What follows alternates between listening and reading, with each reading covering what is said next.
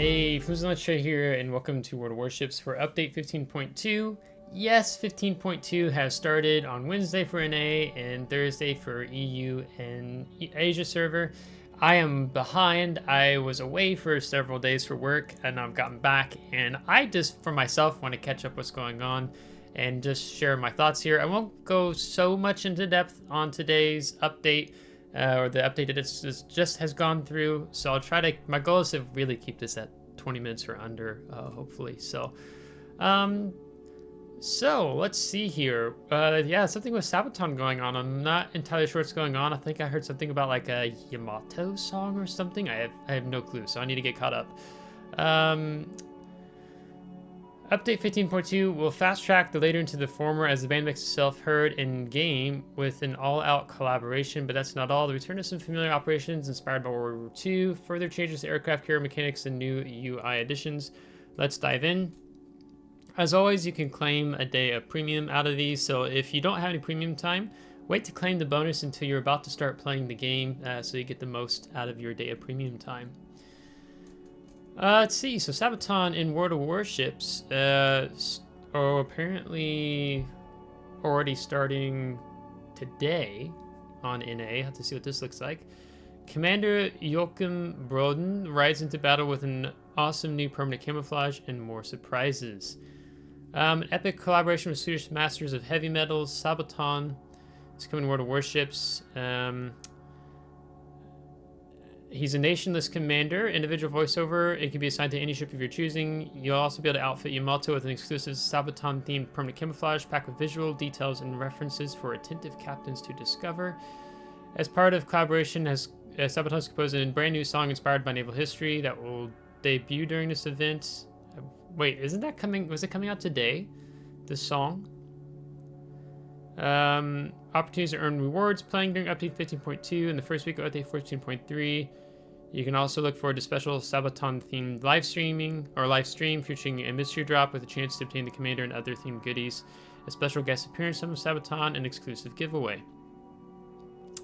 Alright, that's pretty exciting. I love several of their songs. I honestly prefer the Swedish over the English. I think the Swedish for some reason just vibes better than the English for me. I know some people have liked the English more, but I prefer the Swedish. And that's not even just because I understand more Norwegian, but operations return of Art to Convoy, Tokyo Express, and Pacific Offensive, so that's great.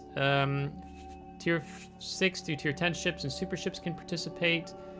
Team can have one submarine. Each operation has undergone balance changes. Changes include adjustments to several secondary tasks aimed to make completing them a little bit less challenging. Divisions of up to 7 players allowed. Battle of Cape Matapan event pass. Yeah, so you get a tier 7 Italian cruiser. Some other rewards, and then for some new permanent camouflages in the game. And then event pass, second progression line highlights. Yeah, that's the Italian ship. There's a 10-point Italian commander and the permanent camo for Veneto. We got one for Jervis here as well. And blue explosion there. If you already had the Force of Liberation permanent camouflage for Jervis, you get 4.5 million credits. If you have the one for Veneto, you're going to get 6.7 million credits. So I think I should probably check to see if I even have either of those, because then it might be worth it to me just to get over 10 million credits. The credits isn't an issue for me anymore. I'm actually over 100 million now. I've never been over 100 million. Updates to aircraft carrier mechanics. Yeah. Okay, some smaller adjustments to improve the gameplay. Update 15.0, we removed fighters' ability to spot enemy ships and expand their capabilities as a defensive tool. I think the French CV Bern did pretty well with that, I think. As a meaningful change in its own right, it also gives opportunity to refine the role of carriers, patrol fighters in battle. Now while controlling aircraft squadron equipped with this consumable, you can send patrol fighters to a manually selected area on the map. This means you can provide support to your allies or defend your own ship without distraction from the fight.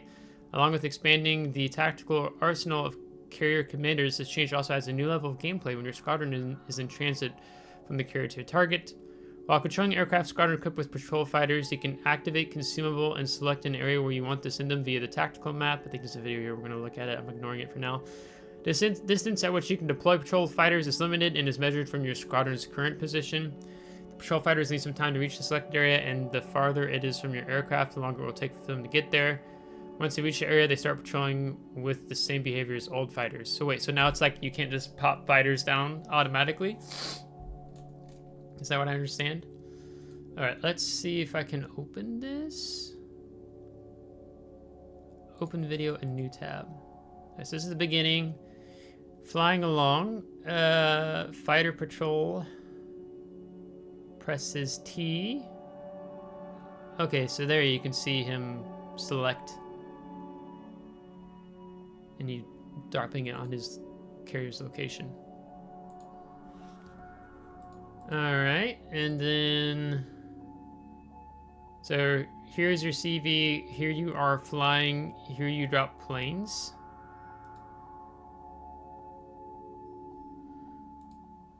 Wait, is it possible to have tier 9s on this map?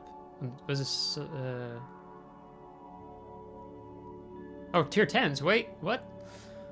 What do they do? Make the map bigger, or is this just like a naval battle? Must be a training room. Then you can see the time of the fighters and then enemy fighters. From this is from the Essex perspective. Right. Oh, he's just do a strike in the. That's why it looks like that. Timing again. And fighters probably on cooldown. There's the auto function. Okay. Evasive maneuvers consumable. All aircraft squadrons currently equipped with the repair consumable have had it replaced with a new consumable called evasive maneuvers, aimed to make interactions between these aircraft and service ships clearer and more consistent. The repair consumable allowed aircraft to partially restore lost HP, but for a surface ship under attack, there was no clear indication when the consumable was active. This may have created the impression that A defenses were not being effective visually, and just not seeing the aircraft blow up. The evasive maneuvers consumable keeps aircraft survivability roughly the same as the repair consumable did, while improving this interaction by clearly being reflected in both the UI of A defenses and the squadron's formation change. While the evasive maneuvers consumable is active, aircraft avoid significant portion of A damage and damage from fighters. If you help, it can help you press an attack even if your squadron is short on planes. Be advised, since this consumable doesn't restore lost HP, it can't be restored. It cannot be used retroactively, meaning that when using evasive maneuvers, you should carefully choose the right moment to make the most of it. Most aircraft would be able to avoid 70% of incoming damage while the consumable is active. The only exception is Hildebrand damage reduction for her aircraft is 60%. So not even... I wonder if Aki even gets it. Alright, so there he activates it. Your planes don't really seem like they're flying differently. You're just taking. And then what's the time? 12 seconds. It's almost like you just put up an invisible shield on your plane or something. I don't know.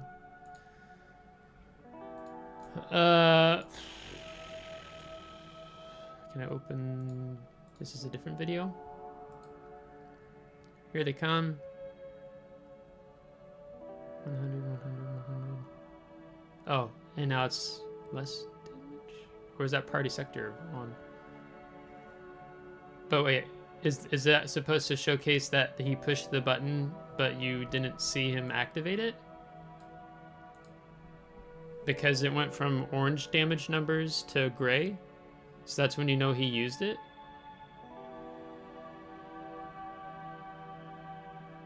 Maybe?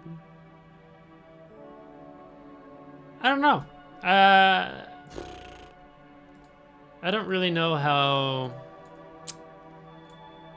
big of a deal it is. Manually controlled carrier consumable. Both damage control party and ship-based fighters consumable and aircraft carriers can now be used in either automatic or manual mode. You can switch between them during battle while in control of your aircraft carrier. This is a follow-up to last year's introduction of manually controlled secondaries, giving experienced commanders captains more tactical options and greater control over their ships. So here you see R, here you see T.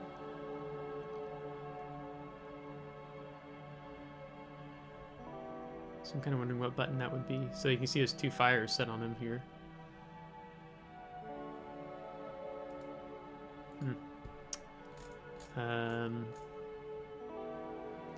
Yeah, I'll circle back to my thoughts on that here in a little bit. Now, a big thing here is there's a free commander skills reset.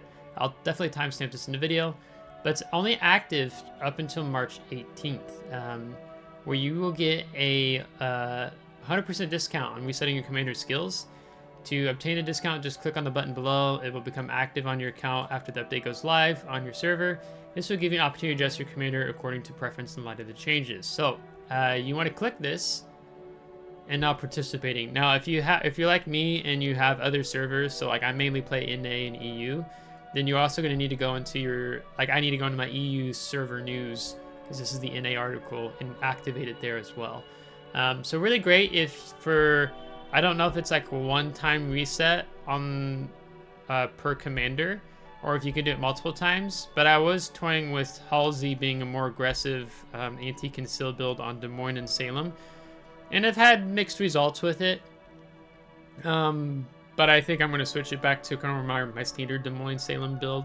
So now I get to do that for free, basically. So that's actually quite nice. So definitely take advantage of that. I haven't been in the game yet to see what it looks like since I just now activated it. Where are we at? We got about under 12 minutes. All right, I'm going to kind of book it along through the rest of this, I think. They have a new interface, customized options. You can deck out your in-game UI with new optional indicators. Time to victory. They finally put that as an option in the game rather than it being a mod. And the increased detectability timer. Dude. Okay, like, the only reason I'm acting the way I am is, like, why wasn't this in the game years ago? Rather than just being a mod that you have to download. Because this helps the gameplay. And because if you notice where the Warships is focusing, they seem to be doing things more as of late that helps team play. And making tasks and objectives more clear for players, like, for example, in the PvE. I mean, because the skill floor in the player base has just dropped since I started playing in 2019. So it's like, I would have welcomed this much sooner versus having to have a mod that I have to, like, constantly update and install with each update, because I just stopped dealing with mods overall. So that's fantastic. And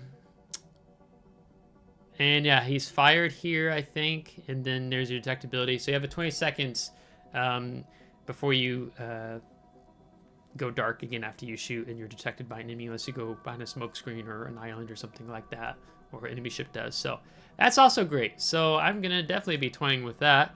So here's a video versus me going into the game and having to show you.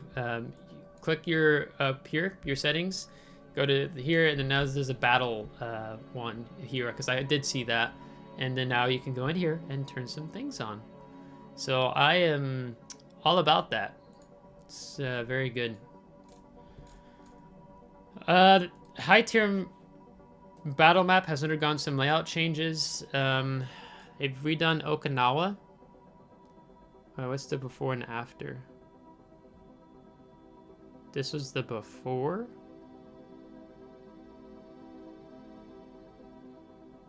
So they put more islands on the right side. Or they put one in the, they made I don't even know.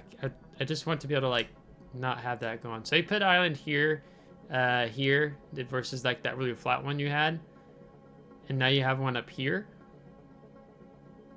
They kind of changed some of the layout of coves around the midsection, and up top they changed the island chain on the right, the left side. The right's still the same, and then now you have more islands in the back here.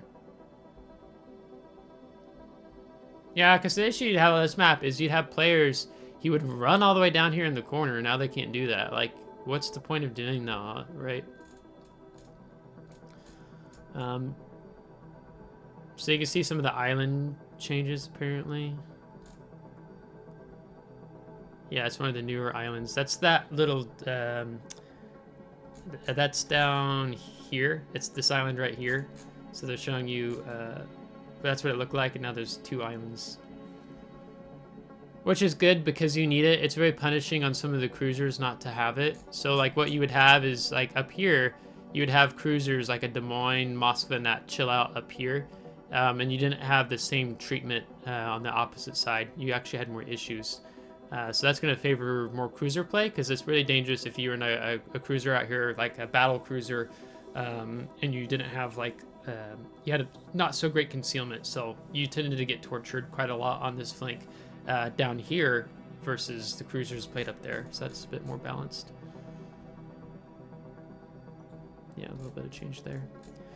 Lunar New Year Festival continues. Not going to go into that. European battleships are going to be leaving early access. The branch of 7 battleships is now available to research and unlock for all captains. So actually, that's where I'm going to be utilizing my 100 million plus credits for now. As I don't think I even finished putting enough XP on him just to jump to here. So I will start working on these ships and do a upgrade commander video series on at least the 8 through 10 for sure. Ranked battles there for you to see. Yeah. So just bronze is 7v7, tier 6 to tier 8. Silver, or tier 62 7, excuse me. Silver League 8 through 9, Gold League, tier X, tier 10, and super ships. Claim Battle Season 33 kicks up in March 18th and ends May 17th. 7 versus 7 is tier 8. Wednesday, Thursday, Saturday, Sunday. Only battleships, destroyers, and cruisers. No more than 1 battleship per team. So no subs, no CVs. And then you have Brawls. There for you to see. Armory. Epic permanent camouflages for coal. I saw this in the Armory. So you have new Ember Core permanent camouflages now.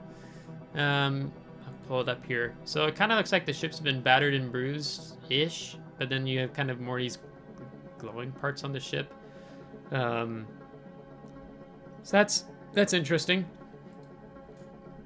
So going to cost you anywhere from 50 to 100,000 coal as it progresses up from tier 7 to tier 10. Ship rotation continues in update 15.3. The following ships will temporarily leave the Armory, and then the following ships will be added. So make sure to pay attention. Check this out if there's going to be a ship you want to pick up in said rotation. Constant additions and changes. Eat, Play, Talk 2026 flag, rice balls and dumplings patches. And then other changes. Yeah. This update, I think the Sabaton thing is definitely cool. I welcome more changes on the aircraft carriers. I don't know how I feel because they basically swapped out the repair party for the evasive maneuvers.